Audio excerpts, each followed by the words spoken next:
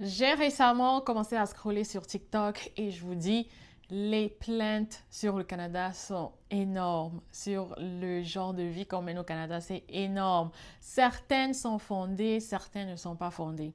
Regardons un extrait. Est-ce que vous savez que la deuxième personne que vous prenez dans la chambre là, a le droit de se sentir chez lui? Oui, parce qu'il faut qu'on vous dise la vérité. Est-ce que vous savez que la deuxième personne a le droit de faire comme s'il était chez lui? Oui, parce que vous allez louer la chambre au chat. Après, c'est que oh, je suis en couple, ne fais pas ça. Je vais vous parler de trois cas réels. Je commence par mon cas. Quand je suis arrivée au Canada, je louais chez un couple chinois là.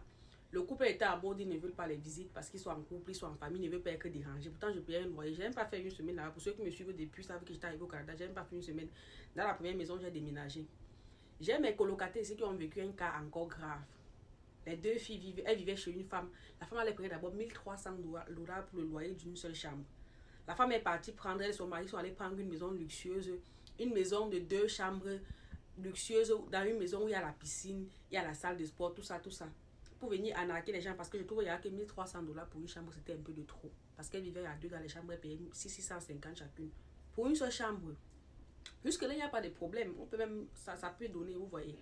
Mais la partie de l'histoire où les filles ne pourraient pas se sentir chez elles. Quand les filles vivaient là-bas, parce qu'on était déjà amis, puisqu'on fait le même programme, tu pourrais parler les rendre visite. Non, notre tantine a dit que parce que ça s'appelait tantine. Elle a dit qu'elle ne veut pas les visites. Alors, qu'en pensez-vous? Alors, si je dois donner mon avis, ou avec l'expérience que j'ai quand même beaucoup d'expérience en colocation. C'est quand même fondé. C'est fondé. La personne qui loue chez vous doit également pouvoir se sentir comme chez elle. Voilà. Certains, comme ceux qui accueillent les colocataires, certains sont vraiment, vraiment invivables. Voilà.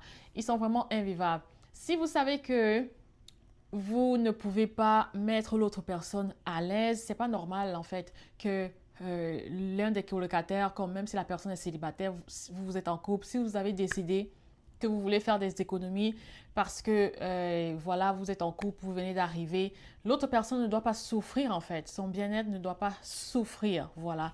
Donc vous devez tout faire. Donc si vous venez, vous êtes nouvel arrivant, vous vous retrouvez dans ce genre de situation, cherchez un autre logement, cherchez un autre logement.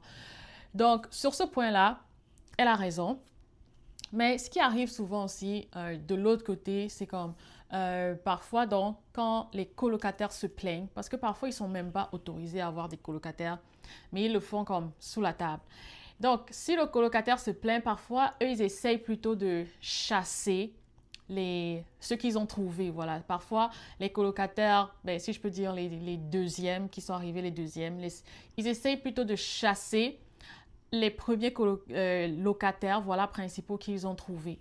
Mais parfois, moi, je me dis, OK, c'est pas possible parce que c'est eux qui ont le bail. Voilà, vous voyez, c'est eux qui ont le bail. Donc, c'est vraiment une question de un rapport force et puis c'est quand même assez difficile. Ben, on voit ça plus chez les Africains parce que moi, j'ai pas eu trop de problèmes, voilà, parce que j'habite aussi seule. Mais on fixe les bases dès le début. Vous aussi, si vous arrivez et que vous acceptez ça, bon, après, il ne faut pas vous plaindre, voilà. Donc, dès le départ, vous devez dire si vous n'êtes pas confortable avec ça. Vraiment, il y a des histoires, je vous assure, il y a des histoires terribles dans la colocation.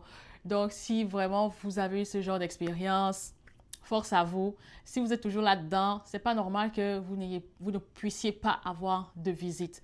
Il m'est arrivé des fois où moi j'étais le locataire principal, mais lorsque le colocataire arrive, voilà, ils doivent pas aussi faire comme si, euh, voilà, il y a des colocataires qui sont vraiment bizarres, voilà. Mais si vous arrivez à vous entendre dès le départ, tout devrait bien aller. Si vous êtes en couple et que vous faites ce genre de choses, vraiment, il faut arrêter, il faut arrêter. Choisissez votre studio où vous pouvez habiter seulement ensemble si vous voulez votre intimité. Voilà, j'ai dit ma part. On se retrouve dans la prochaine vidéo. Bye bye!